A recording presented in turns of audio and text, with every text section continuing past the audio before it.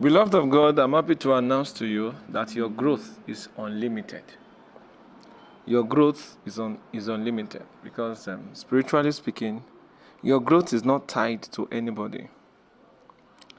You know, the spiritual world is wide and open for those who are ready to explore in the will of God. Your growth is not tied to your pastor, neither is it tied to your leader. It is tied to your wisdom. How wise are you? You can grow beyond your leaders if you are wise. If you take advantage of the spiritual resources that others ignore, definitely you will do more than them. That's the truth. David said, I have more understanding than my teachers. Can you see that?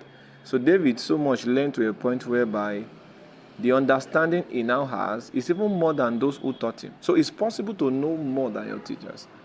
But you must be wise to explore in the will of God. There are many things, there are resources that is preserved for us in God's will. Are you there? So as we begin to explore in the will of God, we begin to come into a higher knowledge.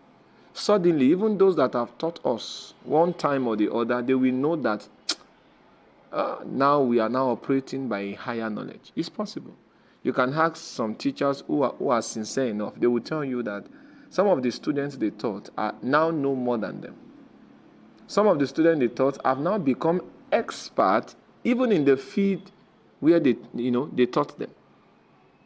For example, your teacher can teach you maths, and after some years you can come back as an expert in mathematics, whereas your teacher is still there.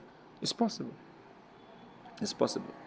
So now, bringing this into the spiritual world now, the knowledge of God is what we explore.